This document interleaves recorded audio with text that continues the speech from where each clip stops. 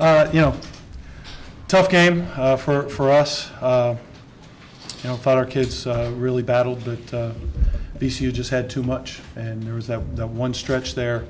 I don't remember exactly how much time was left, but it's what we kept kind of talking about, that they have that spurtability, and it went from kind of, you know, the back and forth, and all of a sudden it was 9, and they were just too good, you know, down the stretch, too strong for us, and they converted their free throws. So you know, really, I think that was the difference. You know, I certainly think we can play better, but you know, we gave it a good effort, and they were just too good for us today. When you look at that second half, when your bigs were starting to get in foul trouble, how much more difficult did it make for you to rely on your guards against some of the other guards on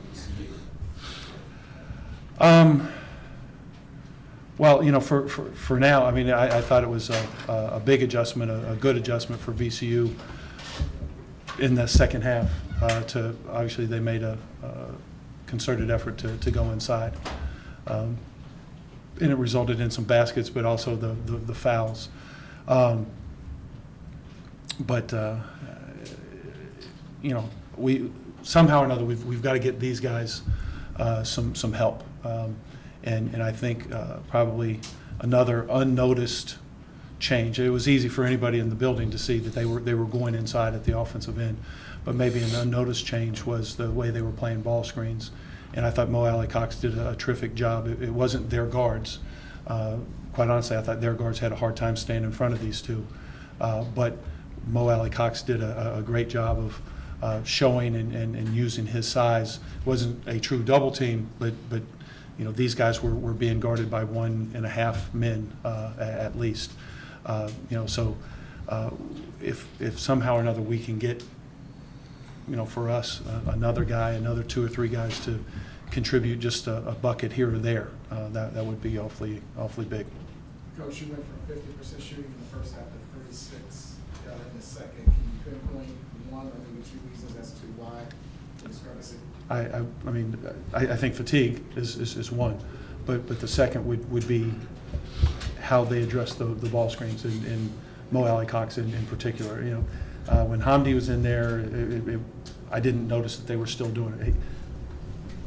He did a very good job of showing on the ball screens, staying in front, not allowing Trey or Aaron to get past and forcing them to shoot over. I think that would be the reason I would point to.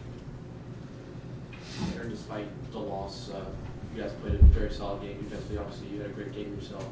But how do you use a game like this to move forward in the season? Rivalry game, big environment, to get yourself going and continue on through the season. So it's still very early. Yes, very early. It's our first true road game. We knew it was going to be a hostile environment, great environment. But this is what we signed up for. Good games versus good teams on the road. I think we're going to listen to the coaches, watch the film, just keep getting better. Because I mean, we played William and Mary on Tuesday, and they're playing really well right now. So I mean, no time to hang our head. Long season, so we'll just use this to get better, just like any other loss. Jeff, your guards obviously are terrific, but with your front line a little bit depleted, how do you get that help from those guys? And I'm assuming that when you came into this, you knew they were probably going to try to go to Alley-Cox and Hamdi and their big guys. Quite honestly, we would have,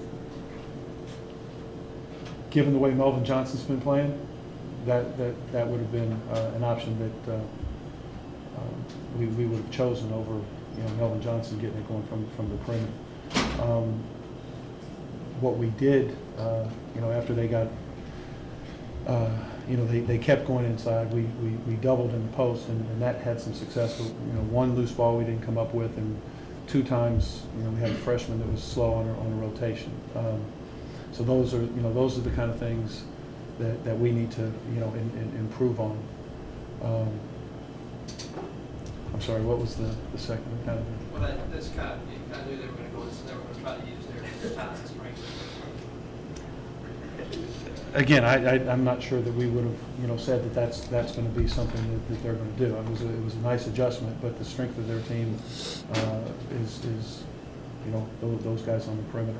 That's the bread and butter. So, you know, you got to choose something, and we weren't going to be helping in the post to the extent that we were going to allow Melvin Johnson to get free.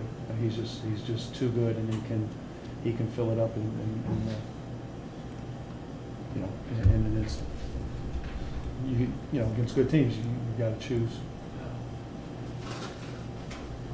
For the players, it looked like the fans fooled you a couple of times with the countdown and the shot clock. No? No.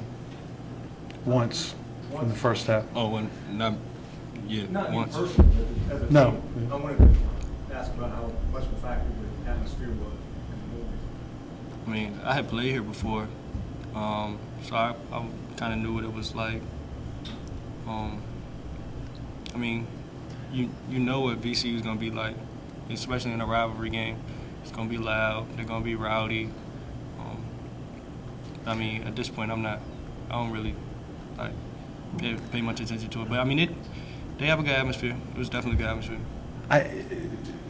I think it's a myth to think that a crowd can affect a team in a negative way. I think it's a great crowd. It's a great atmosphere.